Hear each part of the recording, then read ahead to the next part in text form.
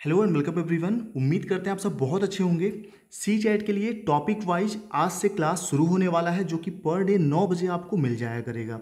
और बहुत बड़ी बात ना करते हुए सिर्फ एक लाइन में कहना चाहूँगा कि अगर आपको किताबी भाषा में जो सी चैट के कॉन्सेप्ट हैं वो समझ में नहीं आते, तो यह क्लास आपके लिए बहुत ही ज़्यादा हेल्पफुल होगा, क्योंकि बिल्कुल रियल एग्जाम्पल के साथ बहुत ही आसान भाषा में सी चैट के सभी सब्जेक्ट के टॉपिक वाइज कॉन्सेप्ट आपको समझाए जाएंगे। तो चलिए बिना टाइम गवाए आज का क्लास शुरू करते हैं। सबसे पहला जो टॉपिक है, मोस्ट इंपॉर्टेंट सी चैट का टॉपिक, जीन पियाजे का संज्ञानात्मक विकास, कॉग्निटिव डेवलपमेंट थ्योरी। ठीक है, जीन पियाजे का। और इसके बाद कोहलबर्ग, वाइगोत्स्की, ऐसे टॉपिक वाइज हम सीडीपी के ईवीएस के सभी टॉपिक को कवर करेंगे पर डे 9 बजे सुबह। और बाकी आपको अगर टाइम में कुछ प्रॉब्लम है तो यह वीडियो अपलोड होगा, तो बाद में भी आप देख सकेंगे। जीन पियाजे के संज्ञानात्मक विकास के थ्योरी को समझने से पहले कुछ और कॉन्सेप्ट हैं उनके थ्योरी के, जैसे समायोजन, साम्यधारण, स्कीम, स्कीमा, ये सब समझेंगे। उससे पहले यह जानते हैं कि मानसिक विकास और संज्ञानात्मक विकास में क्या कुछ अंतर होता है या नहीं। आज के पहले आप हो सकता है दोनों को सेम समझते हो, तो मैं आपको बताना चाहूँगा कि इसमें बहुत थोड़ा सा अंतर होता है, और वही थोड़ा सा अंतर अगर हमें नहीं पता है तो एग्जाम में क्वेश्चन हम गलत कर देंगे। तो मानसिक विकास क्या होता है ये समझते हैं। मानसिक विकास का तात्पर्य बच्चे के समझ एवं मानसिक क्षमताओं के विकास से होता है। ठीक है, मानसिक क्षमताओं के विकास। तो मानसिक क्षमता कौन कौन सी हैं? चिंतन करने की क्षमता, तर्क करने की क्षमता, याद रखना, विभेद करना। विभेद करना क्या होता है? अंतर करना। ठीक है, तो ये सभी मानसिक क्षमताएं हैं। और जब इन सभी मानसिक क्षमताओं में चरणबद्ध क्रमबद्ध तरीके से परिपक्वता आ जाती है, मेच्योरिटी आ जाती है, तब उसको हम संज्ञानात्मक विकास कहते हैं। ठीक है, जब इन सभी मानसिक क्षमताओं में समझ के साथ परिपक्वता भी जुड़ जाती है तो हम कहते हैं कि संज्ञानात्मक विकास हुआ है।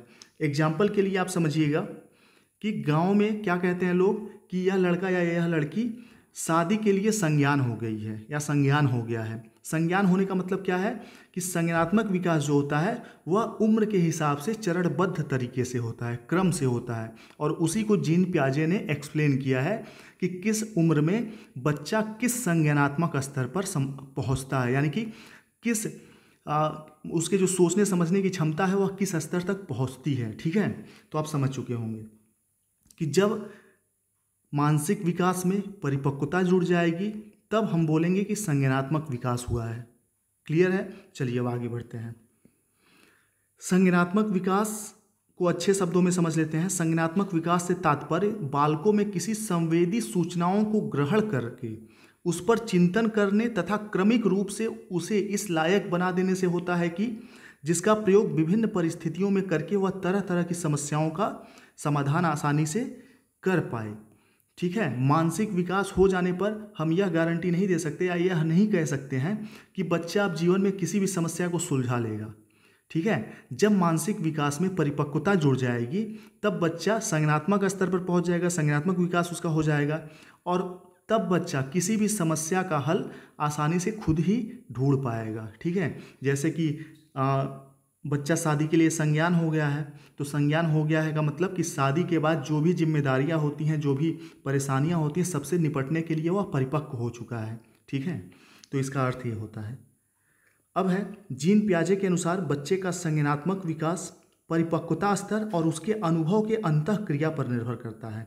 ठीक है, परिपक्वता और अनुभव दोनों चाहिए होता है। परिपक्वता और अनुभव दोनों का जब अंतःक्रिया होता है तब बच्चा संज्ञानात्मक विकास को प्राप्त करता है। ठीक है, अपने उम्र के स्तर के हिसाब से संज्ञानात्मक विकास प्राप्त करता है। तो क्वेश्चन यहाँ से बन सकता है कि जीन पियाजे के अनुसार संज्ञानात्मक विकास के लिए क्या जरूरी है? तो परिपक्वता स्तर और अनुभव दोनों का अंतःक्रिया जरूरी है। ठीक है, और एक चीज़ यहाँ पर और ध्यान दीजिएगा कि संज्ञानात्मक विकास के लिए मानसिक विकास बहुत ही इम्पॉर्टेंट है। क्यों इम्पॉर्टेंट है? कि अगर बच्चा जन्म से ही यमार है, यानी कि मेंटली रिटायर्ड है, मानसिक मंद है, तो उसका संज्ञानात्मक विकास होगा? नहीं होगा संज्ञानात्मक विकास उसका। जब बच्चा मानसिक मंद होगा तो उसका मानसिक विकास नहीं होगा, तो संज्ञानात्मक विकास उम्र के हिसाब से उसका नहीं होगा। आप देखते होंगे कि जो बच्चे मानसिक मंद होते हैं उनका मानसिक विकास तो हुआ होता है थोड़ा बहुत। मानसिक विकास होने का मतलब यह है कि उनको मम्मी पापा थोड़ी बहुत चीज़ें पता होती हैं, खाना पीना, ये सारी चीज़ें, लेकिन वह बच्चा कितना भी बड़ा हो जाए, 20 साल, 25 साल, 30 साल का, संज्ञानात्मक स्तर पे नहीं पहुंचता, संज्ञानात्मक ज्ञान नहीं उसके पास होता है, इसलिए वह बच्चों जैसा बिहेव करता है। तो उम्मीद करता हूँ इस एग्जाम्पल के साथ संज्ञानात्मक विकास और मानसिक विकास में अंतर आप समझ पाए होंगे। चलिए अब आगे बढ़ेंगे। संज्ञान का अर्थ क्या होता है? संज्ञान का अर्थ होता है जानना या समझना परिपक्वता के साथ, ठीक है। संज्ञान में मानव की विभिन्न मानसिक गतिविधियों का समन्वय होता है। जो भी मानसिक गतिविधियां हैं, सोचना, समझना, अंतर करना, तो संज्ञानात्मक विकास में इन सभी का समन्वय होता है, यानी कि सभी चीज़ें शामिल होती हैं। संज्ञानात्मक विकास इस बात पर बल देता है कि मनुष्य किस प्रकार तथ्यों को ग्रहण करता है और भविष्य में तथ्यों के आधार पर किस प्रकार अपनी समस्या का हल ढूंढता है। देखिए किस प्रकार तथ्यों को ग्रहण करता है, इस लाइन पे ध्यान दीजिएगा कि अगर बच्चा 5 साल का है तो किसी फैक्ट को अलग तरीके से ग्रहण करेगा, बच्चा 10 साल का है तो उसी सेम फैक्ट को, अलग तथ्य को अलग तरीके से ग्रहण करेगा, 20 साल का है तो अलग तरीके से ग्रहण करेगा। तो यही जीन पियाजे समझाना चाहते हैं अपने संज्ञानात्मक विकास के थ्योरी के अनुसार कि हर उम्र में संज्ञानात्मक स्तर अलग अलग होता है और बच्चे का संज्ञानात्मक सोच का जो दायरा है वो भी अलग होता है, ठीक है, उम्र के हिसाब से, यानी कि संज्ञान का संबंध उम्र से भी होता है। चलिए, संज्ञानात्मक विकास एक विकासात्मक प्रक्रिया है, विकासात्मक प्रक्रिया है। बच्चा यहाँ देख सकते हैं छोटा सा बच्चा है, ठीक, तो और बड़ा होगा और बड़ा होगा, इसका संज्ञानात्मक स्तर क्या होगा? बढ़ता जाएगा आगे की तरफ।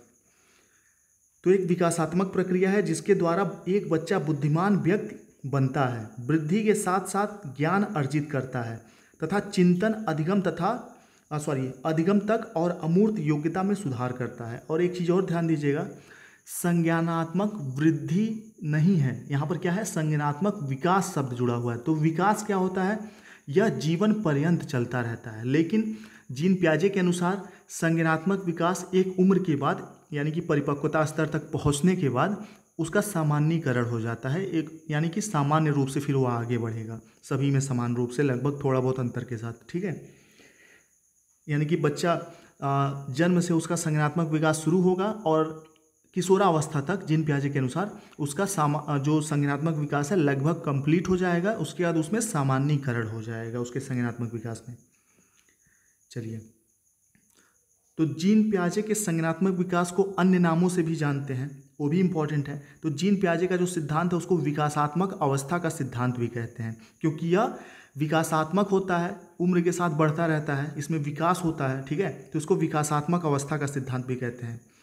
जीन पियाजे का संज्ञानात्मक विकास का सिद्धांत ज्ञान की प्रकृति के बारे में बताता है, ठीक है, कि कैसे बच्चा क्रमशः इसका अर्जन करता है और कैसे इसका उपयोग करता है। ये चीज़ ध्यान रखिएगा कि जीन पियाजे का संज्ञानात्मक विकास का जो सिद्धांत है वह ज्ञान के बारे में है, कि ज्ञान का कैसे बच्चा अर्जन करता है और कैसे उस ज्ञान का उपयोग करता है, यानी कि अर्जन करना और उपयोग करना दोनों इनके कॉन्सेप्ट में, इनके थ्योरी में है।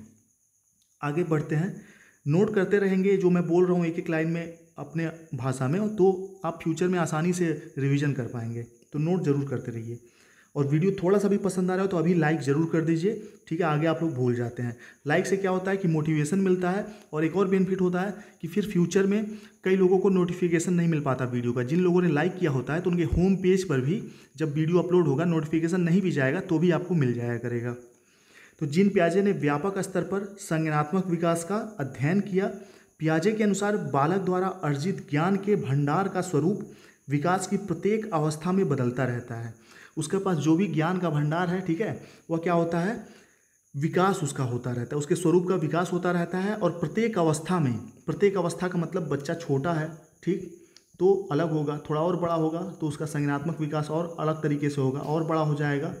तो ये चीज़ क्या है? बदलता रहता है, विकास जो है संज्ञानात्मक विकास अवस्था के अनुसार बदलता रहता है। इसलिए पियाजे के सिद्धांत को विकासात्मक सिद्धांत भी कहते हैं, ठीक है, एवं यह कई अवस्थाओं से होकर गुजरता है, इसलिए इसको अवस्था सिद्धांत भी कहते हैं।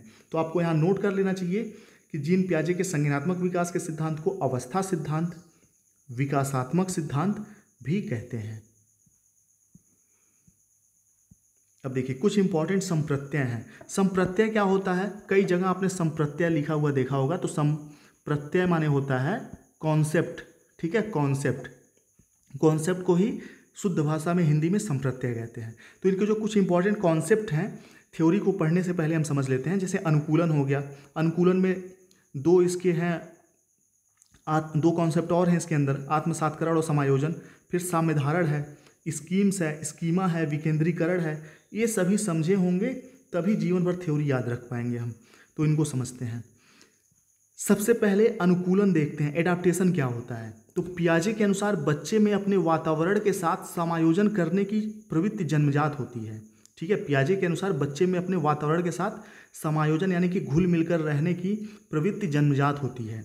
वातावरण के साथ सामंजस्य स्थापित करने की जन्मजात प्रवृत्ति को ही अनुकूलन कहते हैं। ठीक है, अपने वातावरण के साथ कैसे घुल मिल के रहना है, यह जो जन्मजात प्रवृत्ति होती है इसी को अनुकूलन कहते हैं। इसकी दो मुख्य क्रियाएं हैं। अनुकूलन को दो भागों में बांटा गया है, दो क्रियाओं में बांटा गया है। पहला है आत्मसात्करण, दूसरा है समायोजन। तो सबसे पहले आत्मसात्करण को पढ़ते हैं हम। आत्मसात्करण क्या है, यह एक बहुत ही अच्छे एग्जाम्पल के साथ पढ़ेंगे हम। तो सबसे पहले एग्जाम्पल को ही देख लेते हैं, थ्योरी बाद में देखते हैं। देखिए आत्मसात्करण करना क्या कहलाता है। जैसे यूपी टेट के बारे में, यूपी का कोई अभ्यर्थी है, यूपी टेट के बारे में उसको पता है। ठीक है, यूपी टेट की उसने तैयारी की और यूपी टेट का एग्ज़ाम क्वालिफाई किया पढ़ के, समझ विकसित करके यूपी टेट के बारे में। फिर उसको यश टेट के बारे में कहीं से पता चलता है, यानी कि हरियाणा टेट के बारे में, और उसको ये पता चलता है कि उसमें अदर स्टेट के लोग भी एलिजिबल हैं एग्ज़ाम को देने में। ठीक है, तो यूपी टेट में भी 5 सब्जेक्ट होते हैं और यश टेट में भी 5 सब्जेक्ट होते हैं।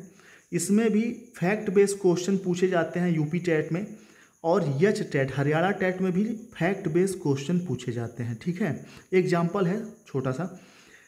तो वह पूर्व ज्ञान के आधार पर यह समझ जाता है कि यश टेट की भी तैयारी कुछ इसी प्रकार करनी है, कि दोनों लगभग सेम है। ठीक है, बस अंतर क्या है, यह यूपी का टेट है, वह हरियाणा का टेट है। ठीक है, यानी कि पूर्व ज्ञान के आधार पर उसने नया अर्जन किया, नई समस्या का भी समाधान पा लिया। ठीक है, पूर्व ज्ञान के आधार पर। ठीक, उसके बाद देखिए, और इसी को आप बहुत सारे और एग्जाम्पल के साथ किताबों में पढ़ते होंगे कि बच्चे ने काली बिल्ली देखी तो जान गया काली बिल्ली है, कैसे भी पता करके उसने ये चीज़ सीख लिया कि काली बिल्ली है। फिर सफ़ेद बिल्ली देखता है तो वह क्या सोचता है कि यह भी बिल्ली ही है, उसको पता चलता है यह भी बिल्ली है, सिर्फ इसका रंग अलग है। तो वैसे ही यह भी यूपी टेट है, यह भी टेट है, पात्रता परीक्षा शिक्षक, और यह भी शिक्षक पात्रता परीक्षा है। बस अंतर क्या है, यह यूपी का है और यह हरियाणा का है, बस इतना सा अंतर है, बाकी दोनों सेम चीज़ है।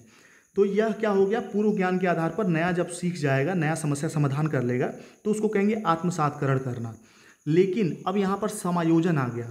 तो समायोजन क्या है, सी टेट उसके सामने आया, फिर उसने देखा और वह कंफ्यूज हो गया कि ये भी टेट ही है। ठीक है, यह भी किसी स्टेट का टेट है, लेकिन उसको यह पता चला क्वेश्चन पेपर देखने के बाद या किसी के माध्यम से कि यह भी टीईटी है ज़रूर, लेकिन यह केंद्र का टीईटी है। और इसमें अंतर क्या है, एक बड़ा अंतर कि इसमें कॉन्सेप्ट बेस, ठीक है, इसमें कॉन्सेप्ट बेस क्वेश्चन पूछे जाते हैं फैक्ट बेस के बजाय।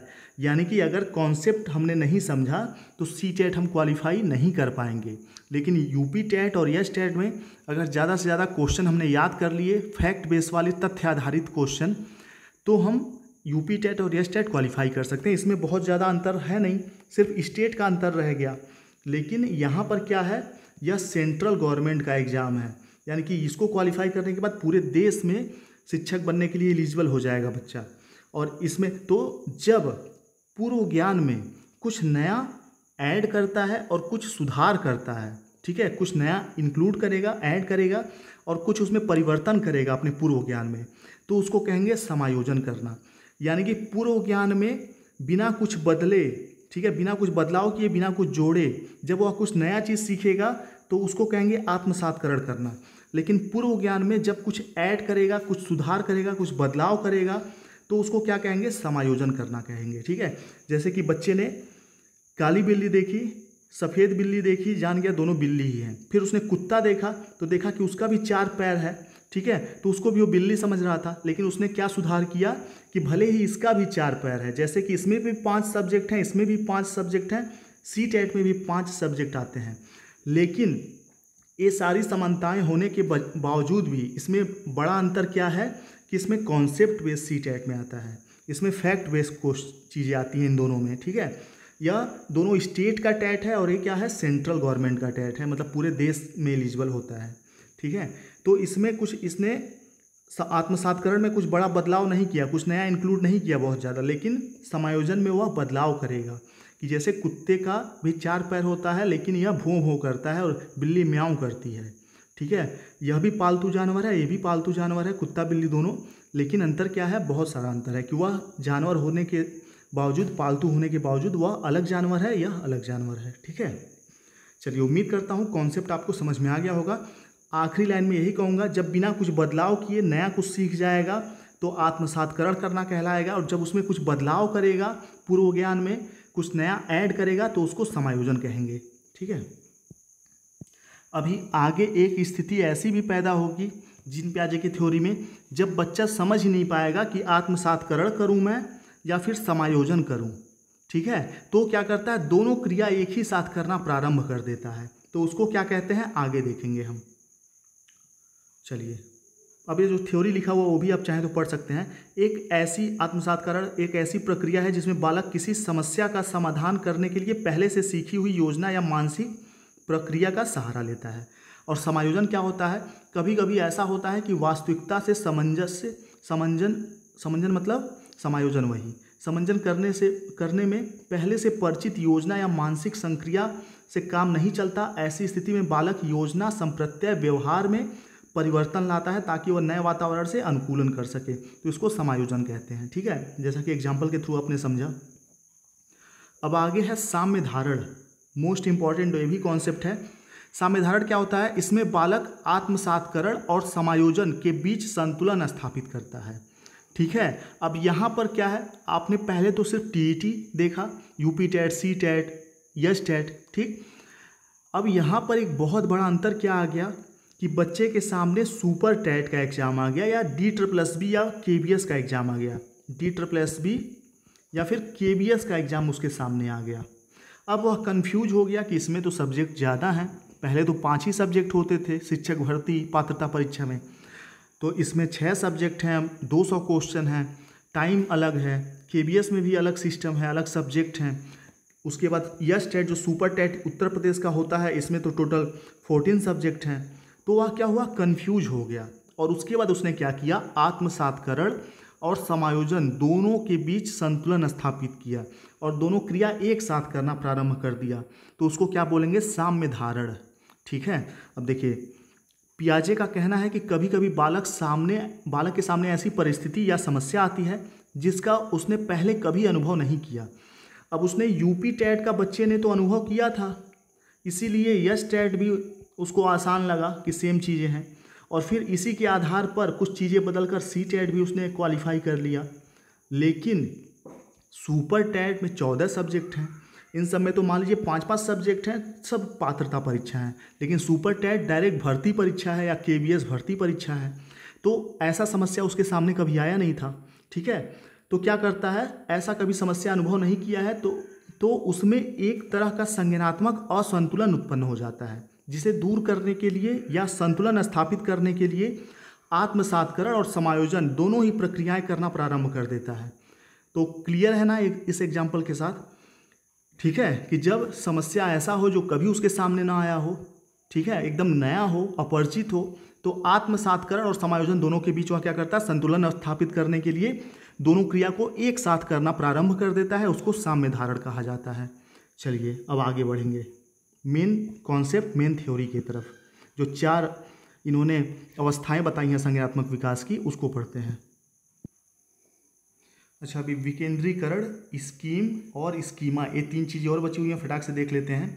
विकेंद्रीकरण क्या होता है, किसी भी वस्तु के बारे में वास्तविक ढंग से सोचने की क्षमता विकेंद्रीकरण कहलाती है, ठीक है।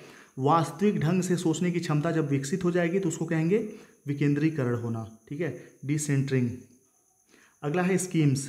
स्कीम्स क्या होता है, व्यवहारों के संगठित पैटर्न को जिसको दोहराया जा सके उसको स्कीम्स कहते हैं, ठीक है। व्यवहारों का संगठित पैटर्न, जैसे फॉर एग्जांपल जिसको आगे दोहराया जा सके, जैसे बच्चे बच्चे ने अगर सीख लिया स्कूल बैग रखना, कि स्कूल बैग कैसे रखा जाता है, एक साइड में नोटबुक, एक साइड में ज्योमेट्री बॉक्स उसका, और एक साइड में उसके जो किताबें हैं उसकी, तो इस तीनों को उसने क्रम से रख लिया। पर डे ऐसा कर रहा है, स्कूल जा रहा है, टिफ़िन बॉक्स रख लिया, पानी का बोतल रख लिया उसने। तो यह क्या है, यह एक चीज़ उसने, एक कॉन्सेप्ट उसने सीख लिया कि स्कूल बैग, स्कूल जाते समय क्या क्या करना है हमें। तो वही जो पैटर्न है पर डे वह क्या करेगा, रिपीट करेगा, दोहराएगा। तो वही चीज़ अगर वह दोहरा लेता है, उसको याद रहता है, तो उसी को कहेंगे स्कीम्स। ठीक है, व्यवहारों का ऐसा पैटर्न जिसको वह दोहरा सके। चलिए, स्कीमा क्या होता है, ऐसी मानसिक संरचना जिसका सामान्यीकरण किया जा सके सामान्यीकरण किया जा सके, उसको स्कीमा कहते हैं। अब सामान्यीकरण किया जा सके, इसका क्या सेंस हुआ, आगे देखते हैं। जीन पियाजे ने दीर्घकालिक स्मृति में संग्रहित सूचनाओं के संगठित समूह के लिए स्कीमा का उपयोग किया है। स्कीमा मानसिक रूप से इस बात को निरूपित करता है कि सूचना को कैसे व्यवस्थित किया जाए। तो यहाँ आसान भाषा में आप समझ सकते हैं कि बालक के मस्तिष्क में, ठीक है, उसके दिमाग में जो चीज़ें बहुत पहले से, बहुत दीर्घकाल से, मतलब पहले से उसके दिमाग में जो चीज़ें हैं कॉन्सेप्ट, तथा बालक पहले से मस्तिष्क में जब उपस्थित चीज़ों के आधार पर नया कुछ सीखेगा, समझेगा, ठीक है, पुराने ज्ञान के आधार पर, पुरानी बातें जो उसने सीखी हैं, और फिर उसने उसी पुराने ज्ञान के आधार पर नई चीज़ के बारे में धारणा बना ली, तो वही उसका स्कीमा कहलाएगा। ठीक है, अब उदाहरण के तौर पे समझिए, एक बच्चा एक दिन कौवा देखता है, ठीक, तो कौवा देखता है, एक पक्षी देखता है, तो वह अपने पापा से पूछता है कि यह क्या है, तो उसके पापा बताते हैं कि यह कौवा है। फिर बहुत दिनों के बाद वह एक कबूतर को देखता है, ठीक है, क्या देखता है, कबूतर देखता है। ध्यान से समझिएगा इस एग्जाम्पल के साथ, कबूतर देखता है, तो उसके पापा ने बहुत पहले उसको बताया था कि काला सा दिखने वाला एक जो पक्षी है छोटा सा, उसको कौवा कहते हैं। उसने कौवा को तो देखा हुआ था, कबूतर को देखा, तो कबूतर कौन सा वाला था, जो थोड़ा सा वो सफ़ेद वाला नहीं, जो काला वाला कबूतर है, तो उसको देखकर भी वो बोलता है कि कौवा है। क्यों बोलता है कौवा है, क्योंकि उसने पहले से उसके दिमाग में जो कॉन्सेप्ट है, जो धारणा है कौवे के बारे में, कि 2 पैर होता है, काला सा होता है, ठीक है, इतना बड़ा लगभग साइज में होता है, तो वह कौवा होता है। तो उसी पूर्व धारणा के अनुसार उसने नए पक्षी के बारे में भी सेम धारणा बना लिया, तो वह उसका स्कीमा कहलाएगा कि पूर्व में उसको कौवा पता था, तो उसने उसी के हिसाब से कबूतर को भी कौवा कहा। ठीक है, एक और एग्जाम्पल लीजिए यहाँ पे। जैसे मैं आपसे कहूँ कि आप किसी भी एक फल का नाम लीजिए, तो आप सभी लोगों ने अलग अलग फल का नाम अपने दिमाग से सोचा होगा। तो मान लीजिए किसी ने आम सोचा, तो आम शब्द जब आपने मेरे कहने पर कि आप कोई फल का नाम सोचिए या बोलिए, तो आपने आम बोला, तो आम का इमेज आपके दिमाग में छपा होगा, क्योंकि बहुत पहले आपने आम कहीं ना कहीं देखा होगा। तो ये जो आम का इमेज आपके दिमाग में बना, यही आपका स्कीमा है। जो पहले आपने सीखी हुई चीज़ें हैं, उसके आधार पे आपने कुछ कहा मुझसे। ठीक है, तो समझ में आ गया होगा, ये जो आम का तस्वीर आपके दिमाग में बना, यही स्कीमा है आम के बारे में आपके दिमाग में। चलिए आगे बढ़ते हैं। पियाजे का संज्ञानात्मक विकास का सिद्धांत। यह सिद्धांत ज्ञान की प्रकृति के बारे में बताता है कि मानव कैसे क्रमशः ज्ञान अर्जन करता है, कैसे इसे एक एक करके जोड़ता है और कैसे इसका उपयोग करता है। ठीक है, कैसे ज्ञान का अर्जन करता है, कैसे उसमें एक एक चीज़ों को जोड़ता है, ठीक, और फिर फ्यूचर में कैसे उसका यूज करता है। यही संज्ञानात्मक विकास का पियाजे का सिद्धांत बताता है। बालक के भीतर संज्ञान का विकास अनेक अवस्थाओं से होकर गुजरता है, इसलिए इसे अवस्था का सिद्धांत भी कहा जाता है। चलिए, अब इसके जो स्टेज हैं कॉग्निटिव डेवलपमेंट के पियाजे के, वो देख लेते हैं। तो पहला स्टेज यहाँ पर आपके सामने आता है सेंसरी मोटर स्टेज। इसको हिंदी में अलग अलग नामों से जानते हैं, इसलिए इंग्लिश में पढ़ने की कोशिश करेंगे हम इन चीज़ों को। तो सेंसरी मोटर को इंद्रिय गामक, इंद्रिय जनित, ठीक है, गामक अवस्था, कई चीज़ें बोलते हैं। तो सेंसरी मोटर स्टेज जन्म से 2 वर्ष तक होता है जीन पियाजे के अनुसार। फिर प्री ऑपरेशनल है, यानी कि पूर्व संक्रियात्मक। तो इसके नाम से ही आप चाहें तो इसका व्याख्या समझ सकते हैं। सेंसरी मोटर यानी कि जब बच्चा अपने इंद्रियों के माध्यम से सीखता है। दूसरा स्टेज 2 से 7 वर्ष का है प्री ऑपरेशनल, यानी कि पूर्व संक्रियात्मक, यानी कि संक्रिया मतलब क्रिया को करने से पहले का समय, यानी कि बच्चा देखेगा, सीखेगा, समझेगा, लेकिन क्रिया नहीं कर पाएगा। ठीक है, उसके बाद अगला है कंक्रीट ऑपरेशनल, यानी कि मूर्त संक्रियात्मक या ठोस संक्रियात्मक। तो इसके नाम से आप समझ सकते हैं कि जब बच्चा मूर्त चीज़ों के बारे में समझ सकेगा तो मूर्त संक्रियात्मक अवस्था में होगा। 7 से 11 वर्ष, कहीं कहीं 7 से 12 भी लिखा आपको मिल सकता है, ठीक है। अगला है फॉर्मल ऑपरेशनल, यानी कि औपचारिक संक्रियात्मक या अमूर्त संक्रियात्मक अवस्था, दोनों भी इसको कहते हैं। तो 11 साल से प्लस, यानी कि एडल्टहुड, यानी कि युवावस्था तक, किशोरावस्था तक। कहीं कहीं 12 प्लस भी दिया होगा, लेकिन जो प्रमाणित किताबें हैं वहाँ 11 प्लस ही आपको मिलेगा। 12 प्लस भी मिले तो कन्फ्यूज होने की ज़रूरत नहीं है। चलिए, तो और वैसे भी ये चीज़ें नहीं पूछी जाएंगी इस समय, जो पैटर्न है सीटेट का कि कंक्रीट ऑपरेशनल में बच्चा किस एज का होता है, ये सब चीज़ें नहीं पूछी जाएंगी, वो बहुत पहले की बात हो गई। तो इसलिए इन छोटी चीज़ों पे कंफ्यूज मत होइए आप। तो समझ चुके होंगे आप sensory motor, pre operational, concrete operational और फॉर्मल ऑपरेशनल, ये 4 अवस्थाएं हो गई। अब सेंसरी मोटर के बारे में देखते हैं। जब बच्चा 0 से 2 साल का होता है, यानी कि इंद्रिय जनित या इंद्रिय गामक अवस्था, तो सभी के पास 5 सेंस होते हैं, ठीक है।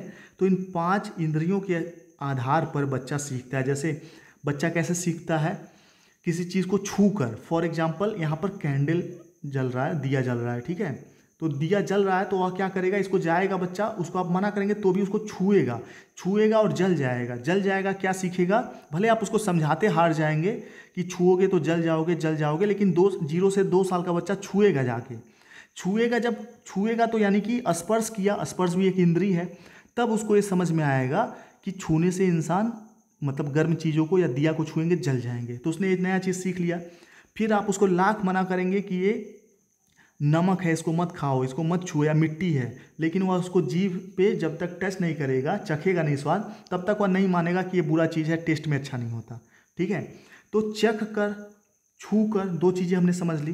फिर देख कर, जब बच्चा स्वयं कुछ देखता है तो भी सीखता है। फिर सुनकर सीखता है, फिर स्मेल लेके सीखता है, ठीक है। यही 5 तरीके से सेंसरी मोटर स्टेज में बच्चा सीखता है, और कह सकते हैं इस एज में बच्चा स्वार्थी होता है, ठीक है, जैसा कि कोहलबर्ग की थ्योरी में भी आपने सुना होगा। अगला स्टेज देखते हैं, प्री ऑपरेशनल स्टेज, यानी कि पूर्व संक्रियात्मक, संक्रिया, यहाँ क्रिया पर ध्यान दीजिए आप, संक्रिया क्रिया, तो यानी कि पूर्व, जब बच्चा क्रिया करने से पहले वाले अवस्था में हो, 2 से 7 वर्ष में। तो इसमें क्या होता है, जीववाद का अर्थ ये हुआ कि हर चीज़ों को वो सजीव समझता है। कुर्सी है, जैसे अगर 3 साल 4 साल का बच्चा है, तो अगर उसको चोट लग गया किसी टेबल से, तो टेबल को हम क्या करते हैं, मारते हैं कि अरे हमारे बाबू को मार दिया, तो वो बच्चा खुश हो जाता है, चलो टेबल की भी पिटाई हो गई, मुझे उसने चोट पहुंचाया तो उसकी भी पिटाई हो गई, ठीक है। तो वह निर्जीव चीज़ों को भी सजीव समझता है इस अवस्था में।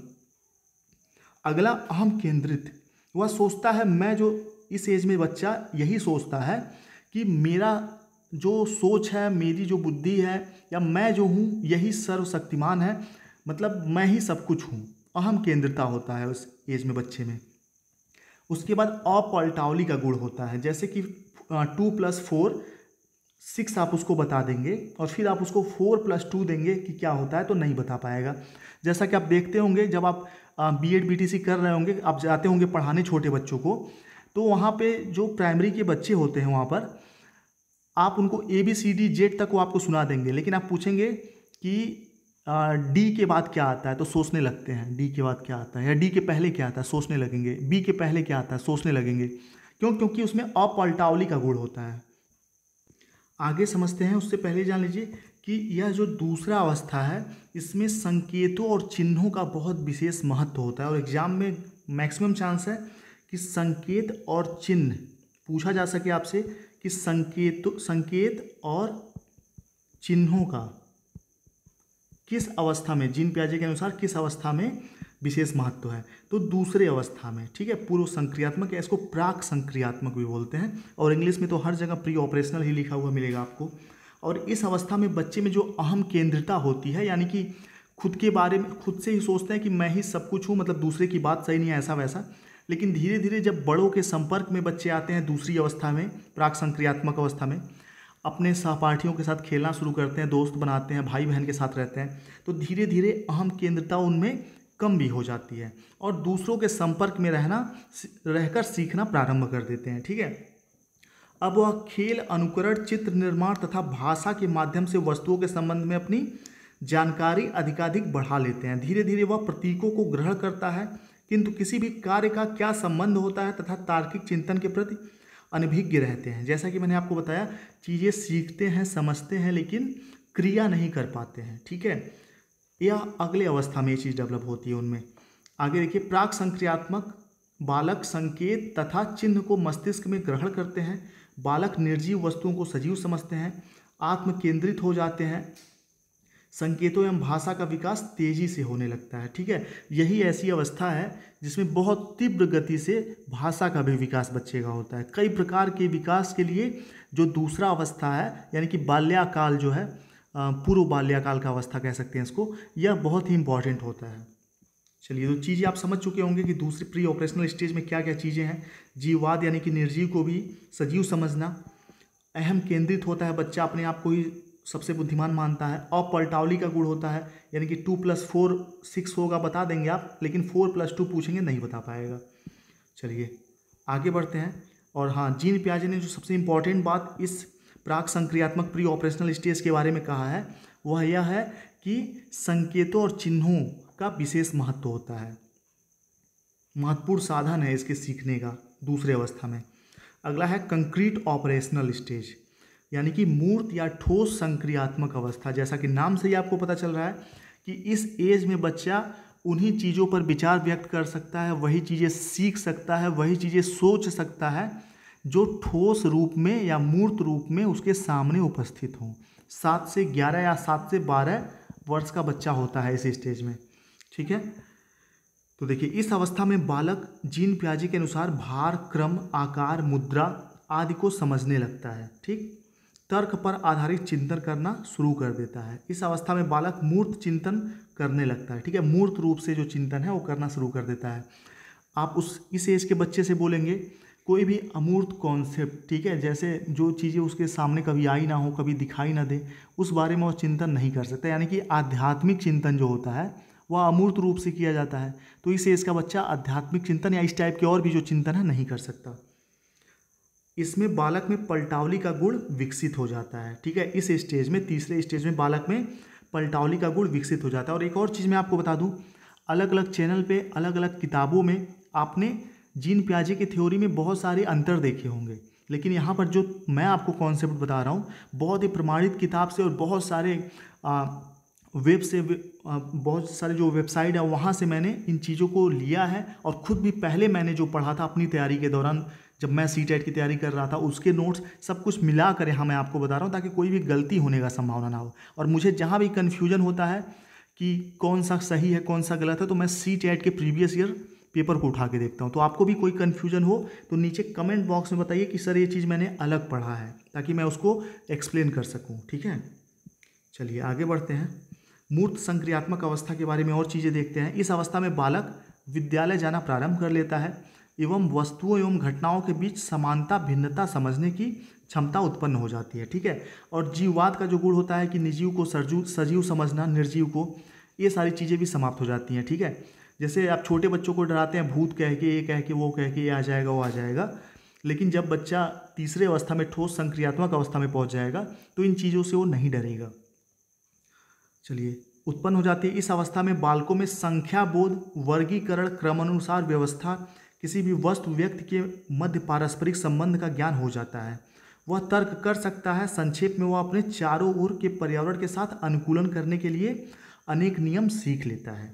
इस अवस्था के चिंतन की एक विशेषता और है कि इसमें पलटावली का गुण विकसित हो जाता है। यानी कि आप उसको 2 + 4 बता देंगे 6 होता है, और फिर 4 + 2 पूछेंगे तो भी वो बता देगा 6 होता है। और ये सभी चीज़ें प्रैक्टिकली हम देख सकते हैं जब हम स्कूल में पढ़ाने जाते हैं। अभी जो प्राइमरी के बच्चों को मैं पढ़ाता हूँ तो ऐसा मैं करके ट्राई करता हूँ, इसलिए नहीं कि जीन पियाजे की थ्योरी में लिखा है, ऐसे ही करके ट्राई करते हैं तो ये सारी चीज़ें दिखती हैं सामने से भी। तो इसीलिए मैं कहता हूँ जब भी सीटेट का क्वेश्चन पेपर आप सॉल्व कर रहे हो तो वास्तविक जीवन से उन चीज़ों को जोड़िए, एक शिक्षक की तरह सोचिए, हमेशा सही आंसर निकल के सामने आएगा। मूर्त संक्रियात्मक अवस्था में बालक मानसिक संक्रियाएं तभी कर पाते हैं जब वस्तु ठोस रूप में उपस्थित हो उनके सामने। ठीक है, अब चौथा स्टेज है, आखिरी स्टेज है, औपचारिक संक्रियात्मक अवस्था या अमूर्त संक्रियात्मक अवस्था, फॉर्मल ऑपरेशनल स्टेज इसको बोलेंगे। 11 साल से किशोरावस्था तक इसका उम्र होता है। और जैसा कि मैंने पहले बताया कि एज आपसे एग्जाम में नहीं पूछेगा, बहुत ही पॉइंट में चांस है कि नहीं, ठीक है, कि पूछेगा, मैक्सिमम चांस है कि नहीं पूछेगा। इसलिए इन चीज़ों पे कंफ्यूज मत होइए कि कहीं 11 लिखा है, कहीं 12 लिखा है। बाकी कन्फ्यूजन है तो कमेंट बॉक्स में बताइए आप। इस अवस्था में, चौथे अवस्था में, जीन पियाजे के अनुसार इस अवस्था में बालक अमूर्त चिंतन करने लगता है। देख सकते हैं आप, अमूर्त चीज़ों के बारे में, कॉन्सेप्ट के बारे में चिंतन करना प्रारंभ कर देता है, जिन्हें प्रत्यक्ष रूप से नहीं देख सकता, ठीक है। यह अवस्था 12 वर्ष के बाद की है। इस अवस्था की विशेषता निम्न है। तार्किक चिंतन की क्षमता विकसित हो जाती है, समस्या समाधान की क्षमता विकसित हो जाती है, वास्तविक अवास्तविक में अंतर समझने की क्षमता विकसित हो जाती है, वास्तविक अनुभवों को काल्पनिक परिस्थितियों में ढालने की क्षमता विकसित हो जाती है, परिकल्पना विकसित करने के लिए क्षमता विकसित हो जाती है, विसंगतियों के संबंध में विचार करने की क्षमता विकसित हो जाती है, ठीक है। और इस स्टेज की जो एक और बड़ी बात है, आप देखते होंगे एग्जाम में पूछ भी सकता है कि ख्यालों की दुनिया में, काल्पनिक दुनिया में बच्चा किस अवस्था में होता है, काल्पनिक दुनिया में। तो जीन पियाजे के अनुसार इसका जो चौथा अवस्था है, औपचारिक संक्रियात्मक अवस्था, इसमें काल्पनिक दुनिया में बच्चा खो जाता है, ठीक है। जैसे वह कोई पिक्चर देखेगा आर्मी वाला, तो वह रात को सोने से पहले सोचेगा कि ऐसे इमेजिन करेगा कि मैंने आर्मी का ड्रेस पहना है, मैं भी आर्मी में जाऊंगा, ऐसे शहीद हो जाऊंगा, बड़ा नाम होगा, ऐसा होगा। फिर कोई और मूवी देखता है तो वैसा वो बन जाता है, डॉक्टर बन जाता है, इंजीनियर बन जाता है, या कुछ और जो भी नेता बन जाएगा, बड़ा पावरफुल गुंडा बन जाएगा। मतलब कहने का मतलब है काल्पनिक दुनिया में खोने में बड़ा मज़ा आता है। और मेरे साथ भी ऐसा होता था जब मैं इस एज में था, ठीक है। हो सकता है आपके साथ भी हो रहा हो। तो काल्पनिक दुनिया में बच्चा कब खोता है? ख्यालों की दुनिया में, चौथे अवस्था में। चलिए, और इसी के साथ जो हमारा ये है औपचारिक संक्रियात्मक भी समाप्त होता है। और अगर आप जॉब कर रहे हैं, आपके पास टाइम कम है सीटेट की तैयारी के लिए, और आप पहली बार में ही अच्छे अंकों से क्वालिफाई होना चाहते हैं, तो आप पीडीएफ नोट्स ले सकते हैं सीटेट के लिए। सिर्फ इसके लिए 250, बहुत ही कम फीस आपको पे करना है, 250, और 7905352723 इस नंबर पर आप व्हाट्सअप करेंगे तो पांचों जो सब्जेक्ट हैं आपके सीटेट के कंप्लीट पीडीएफ नोट्स आपको व्हाट्सएप पे ही तुरंत मिल जाएगा। और इनसे आप बहुत ही बेहतरीन तरीके से अपनी सीटेट की तैयारी कर सकते हैं। ईवीएस हो गया, सीडीपी हो गया, जो भी चीज़ें आप पढ़ेंगे 1-2 घंटा भी इन नोट से आप पढ़ लेंगे तो आप आसानी से क्वालिफाई करने के लिए तैयार हो जाएंगे। और जिन लोगों की तैयारी पहले से ठीक ठाक है, अगर इन पीडीएफ से आप तैयारी करेंगे तो गारंटी है, इतनी बेहतरीन पीडीएफ है कि 120+ आसानी से आपके आ जाएंगे। फीस भी बहुत कम रखा है ताकि सभी लोग इसका उपयोग कर सकें, लाभ उठा सकें। तो चलिए 7905352723 पे आप मैसेज कर सकते हैं। मिलते हैं कल के 9 बजे वाले क्लास में, नेक्स्ट टॉपिक, सेकेंड टॉपिक में, ठीक है। सेकेंड टॉपिक 9 बजे कल। Thank you.